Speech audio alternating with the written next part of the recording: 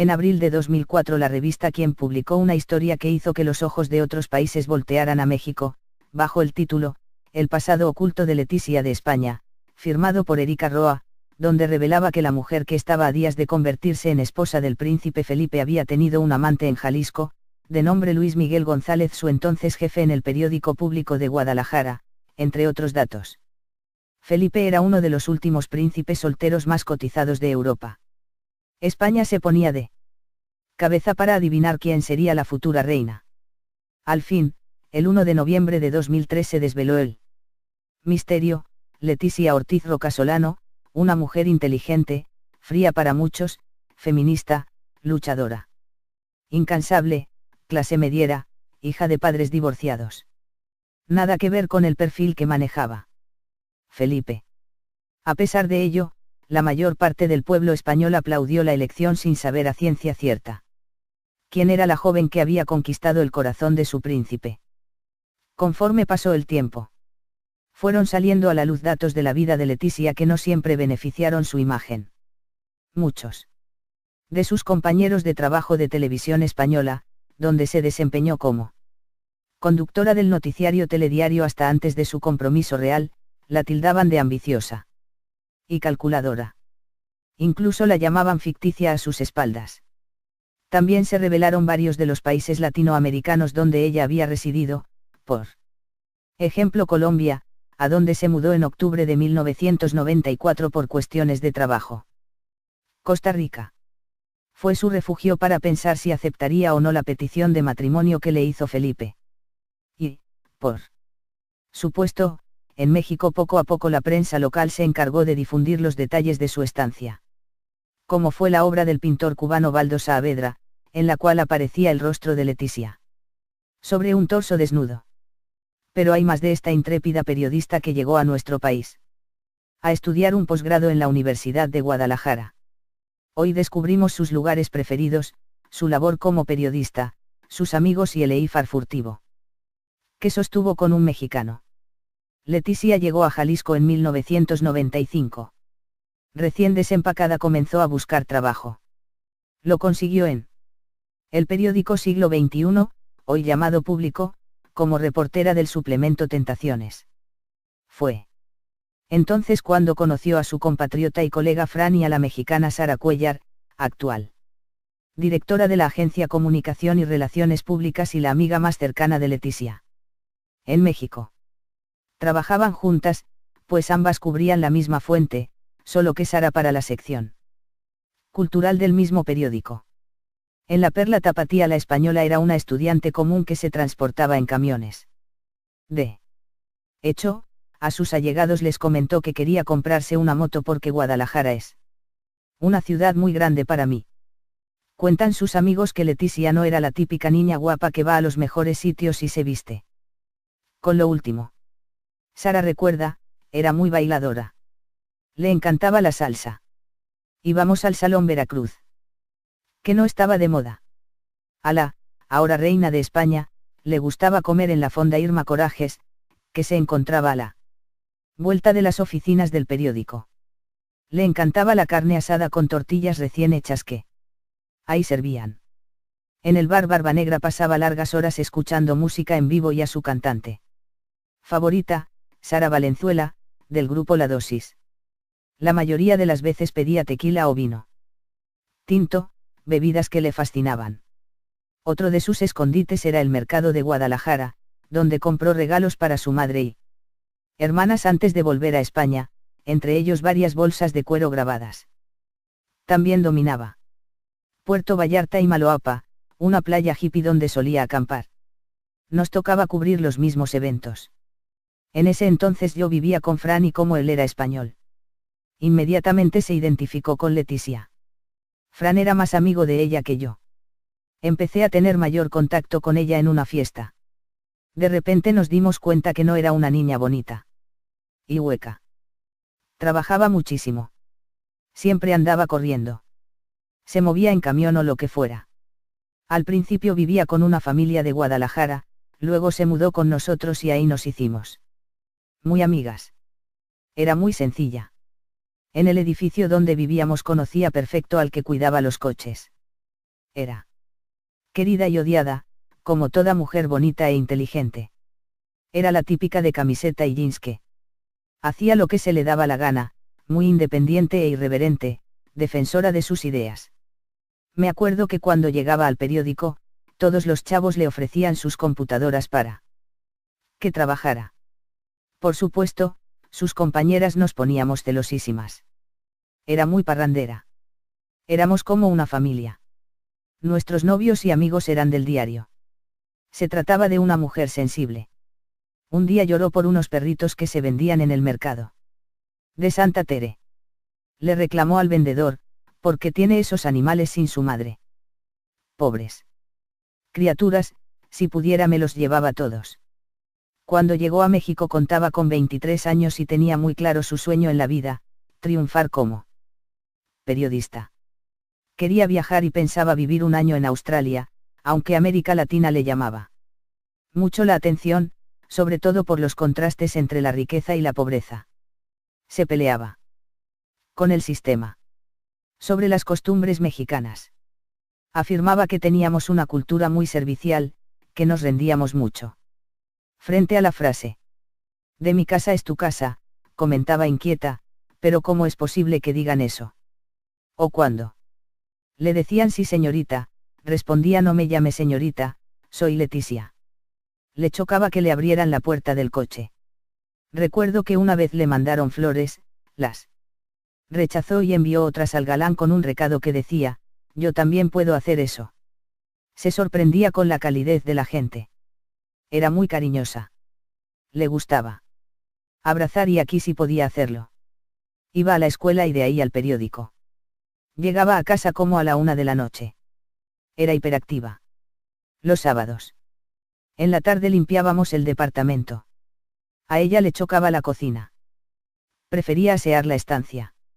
Barrer y trapear. Lo hacía perfecto. Joaquín Sabina era su músico de cabecera.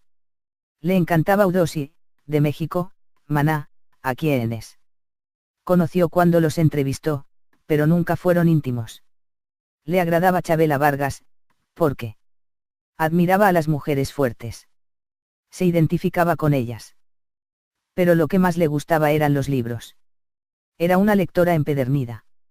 Adoraba a Jorge Luis Borges, Juan Rulfo, incluso conoció a su hijo, Juan Carlos Rulfo, cuando éste hacía cine, la periodista y novelista española Maruja Torres y al periodista argentino Tomás León Martínez. Leticia no era una niña fashion. Prefería las bolsas de gamuza y ante, sin embargo nunca fue de diseñadores. Probablemente debido al divorcio de sus padres, la joven Leticia había descartado como proyecto de vida el matrimonio y convertirse en madre. Su ídolo era su padre, Jesús Ortiz. En ese entonces él trabajaba en la radio. Ella vivía con su mamá, Paloma Roca Solano, con quien se peleaba mucho, como cualquier joven de su edad. Admiraba a sus hermanas, Telma y Erika. Siempre decía que le hubiera gustado ser tan guapa como una de ellas, no recuerdo cuál, pero ninguna es tan bonita como Leticia. Sentía admiración por su abuelo paterno. Era muy respetuosa de su familia a pesar de que no quería tener hijos.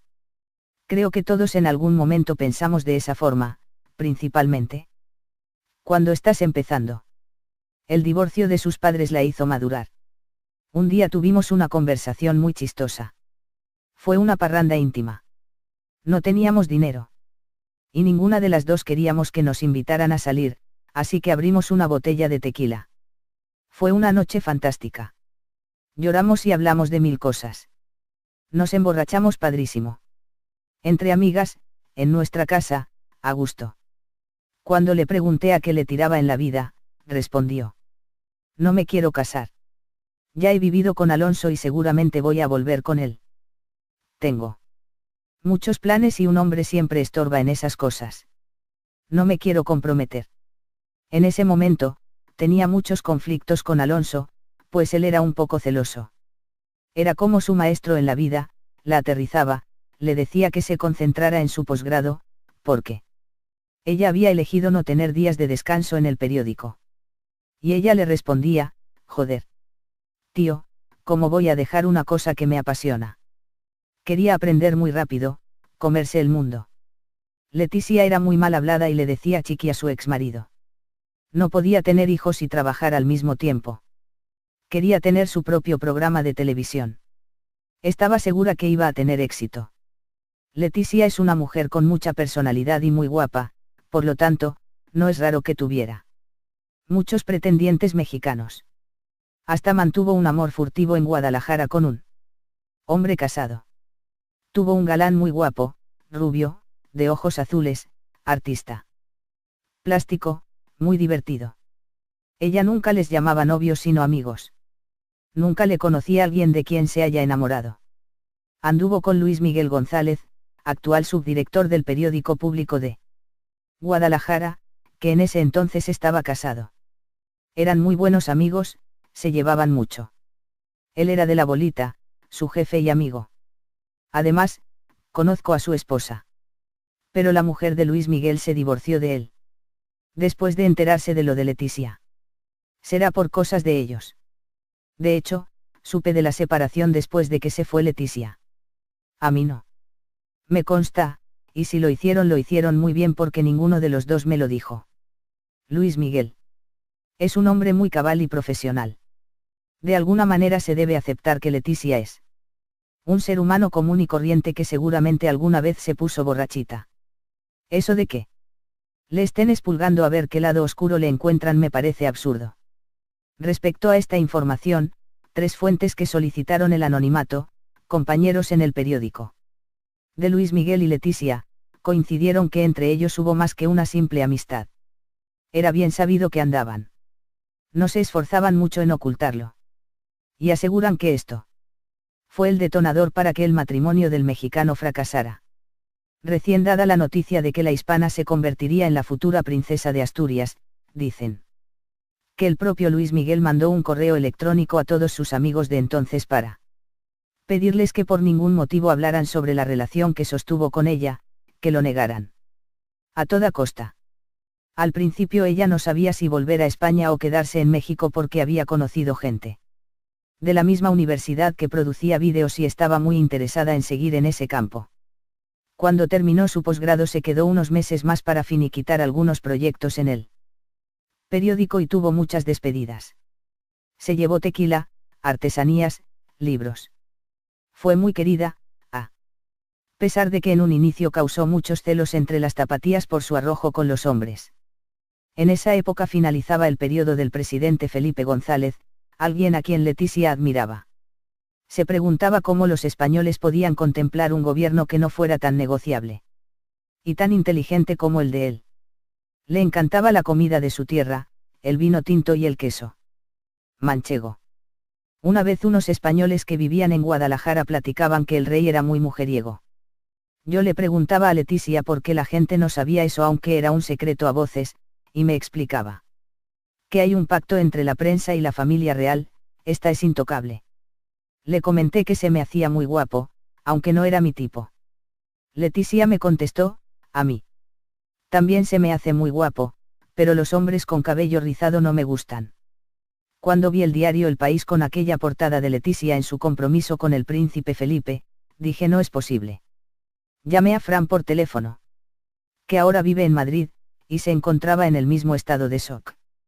Me comentó que había coincidido con ella en un evento de corresponsales apenas unos meses atrás, y me dijo, la noté rara. Muy alegre, como es ella, pero muy cortante. No charlaba igual que antes. En Semana Santa de 2002, en Madrid. Cenamos y nos fuimos de copas. Pasamos un rato muy padre. Ella estaba por entrar a TVE y se encontraba muy ilusionada por eso. Estaba adelgazando mucho por el trajín y vivía con su mamá, aunque estaba a punto de tener su departamento. La discusión de la noche fue si se cortaba o no el pelo. Lo tenía larguísimo, con un flequillo, y siempre andaba de coleta. A la vez estaba muy triste porque su romance con Alonso iba muy mal. La suya era una relación muy apasionada en todo. Se admiraban mutuamente. Era una de esas relaciones destructivas, pero con sus buenos momentos. Ella no sabía si volver con él o no, pues también tenía un galán en puerta y no se quería comprometer con nadie.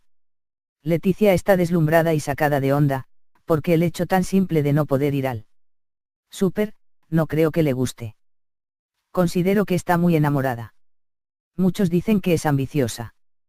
Pero lo es en el buen sentido de la palabra. Fue una magnífica jugada del destino. Está entrando a un mundo tan distinto que no sé si se llegue a acostumbrar. Leticia dejó a todos con la boca abierta, incluidos los entonces reyes, don Juan Carlos y doña Sofía. Una periodista televisiva autóctona, plebeya, divorciada, con un pasado que según se decía era turbio y, lo más impactante para la monarquía, activa militante republicana de izquierdas. Toda una joya para la corona. Leticia Ortiz, una cenicienta roja. Los grandes secretos, que son muchos, están celosamente guardados por los poderes más altos del Estado, cerrados bajo todas las llaves del reino y, por supuesto, vetados a la inmensa mayoría de los mortales de este país. Al príncipe, a las mujeres que le interesaban sexualmente. Siempre ha usado la misma táctica, la de utilizar a sus amigos o a terceras personas que han intermediado sin rechistar para provocar un encuentro casual, de tal manera que el heredero pudiera iniciar luego un acercamiento más íntimo a la fémina de turno en la que había puesto sus reales ojos. Del resto se encargarían sus indiscutibles encantos y sus dotes borbónicas en materia de amoríos. En esta ocasión, el método no fue diferente. Una vez en la familia real, la Ortiz tiene verdadero pánico a que se hable de su pasado. Los servicios de información del Estado elaboraron para la Casa Real diversas investigaciones confidenciales sobre esa cuestión y, cosa interesante, asegura que muchos de los rumores sobre ese pasado que han circulado provienen de filtraciones de esos informes. También llama la atención sobre el sorprendente silencio que han guardado todas las personas que conocieron a la Ortiz en su primera vida. Ni siquiera sus compañeras de colegio en Asturias han accedido a hablar. Un periodista de la revista Pronto, que logró hablar con una, dijo que todas se habían juramentado para cerrar la boca porque eso era secreto de Estado.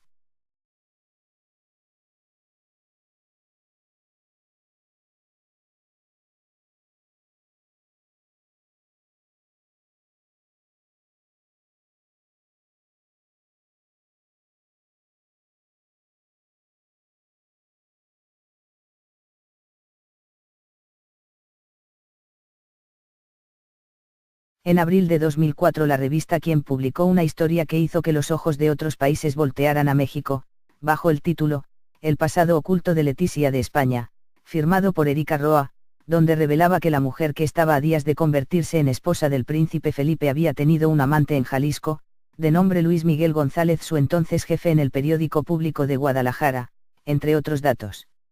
Felipe era uno de los últimos príncipes solteros más cotizados de Europa. España se ponía baldosa a vedra, en la cual aparecía el rostro de Leticia. Sobre un torso desnudo. Pero hay más de esta intrépida periodista que llegó a nuestro país a estudiar un posgrado en la Universidad de Guadalajara. Hoy descubrimos sus lugares preferidos, su labor como periodista, sus amigos y el EIFAR furtivo que sostuvo con un mexicano.